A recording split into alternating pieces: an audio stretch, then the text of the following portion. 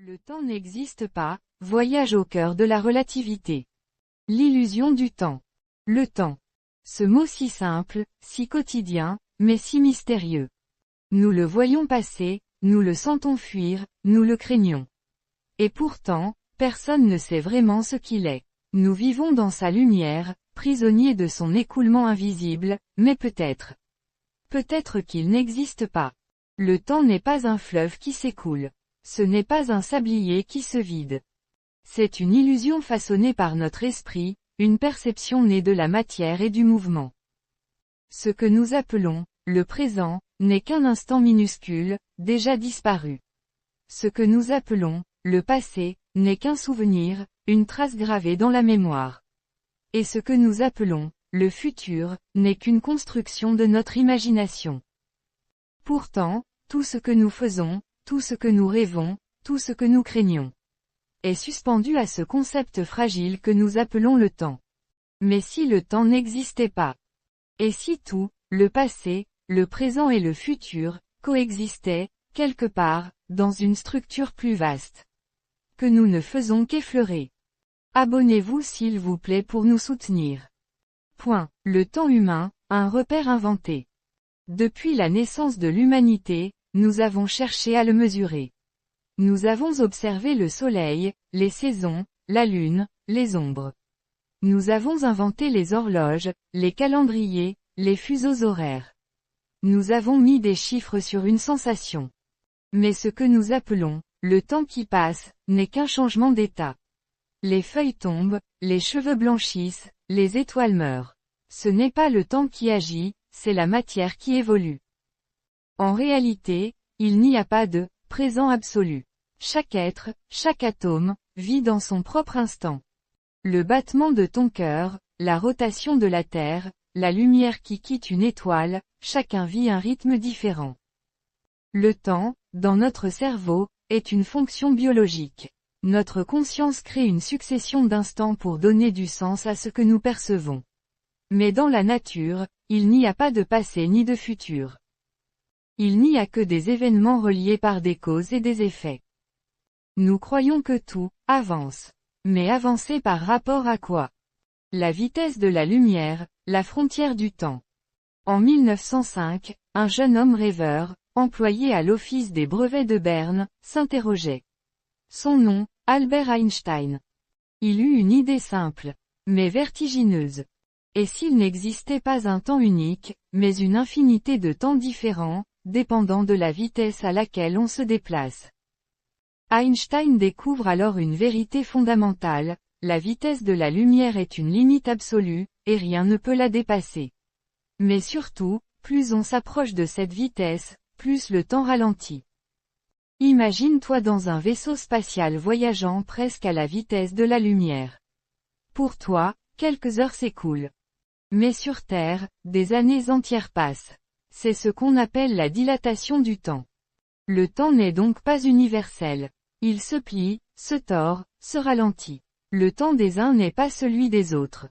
Les horloges des satellites GPS tournent légèrement plus vite que les nôtres sur Terre, car la gravité y est plus faible. Et si nous ne corrigions pas cela, les GPS dériveraient de plusieurs kilomètres par jour. Le temps, littéralement, change selon où l'on est. Le tissu de l'espace-temps, la danse des dimensions.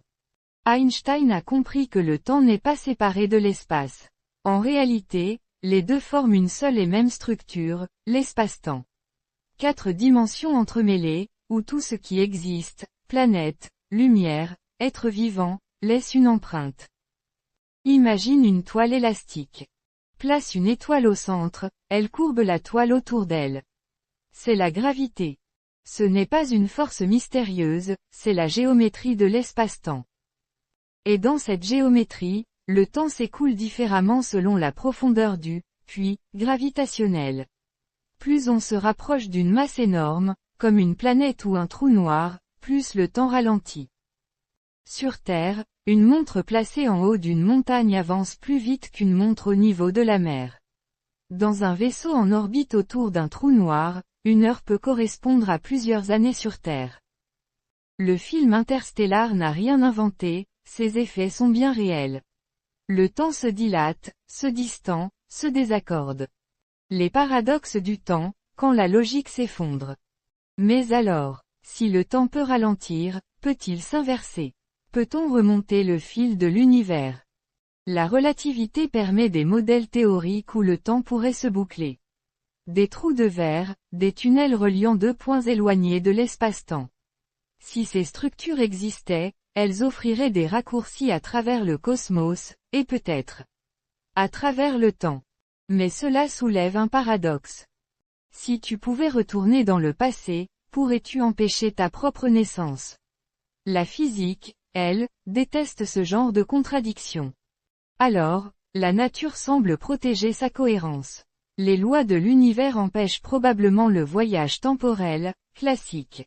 Mais à l'échelle quantique, là où tout est incertain, le temps semble perdre tout sens. Le temps quantique, quand il disparaît.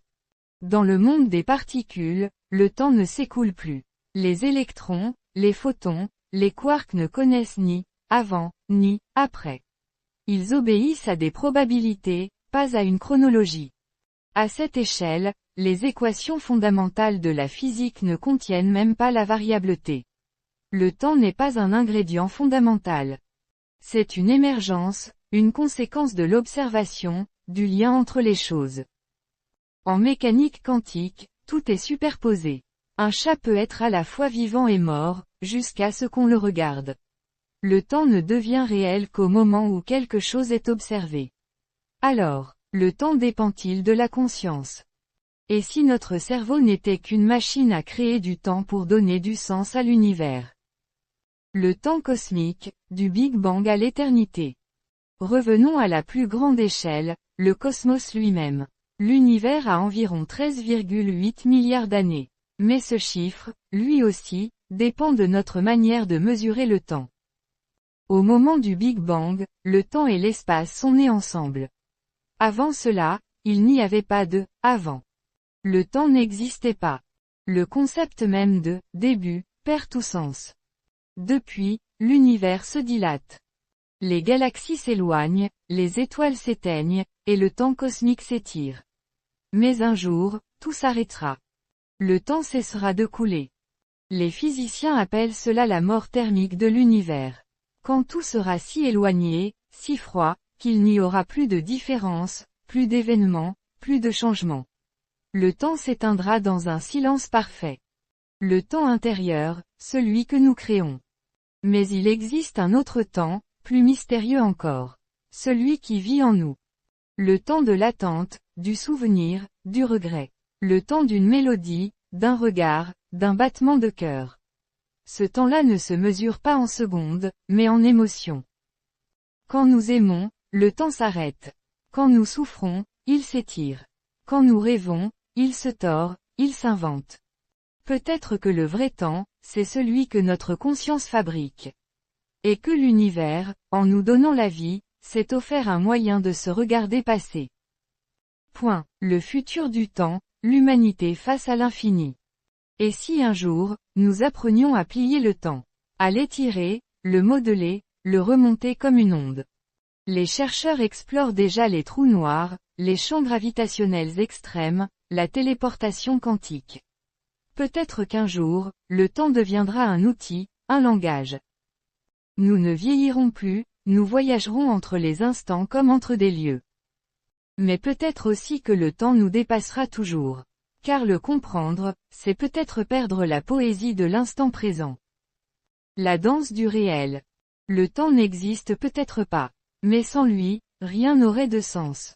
C'est notre manière à nous d'habiter l'univers. Chaque seconde que tu vis c'est un miracle. Chaque instant est une intersection entre l'infini et ton existence. Tu es une vibration de lumière dans un cosmos sans centre ni fin. Tu es un être de temps, perdu dans l'éternité. Et pendant que tu écoutes ces mots, pendant que ton esprit voyage, le temps, lui, continue sa danse silencieuse. Fin. Esperluette GT, le temps est une illusion.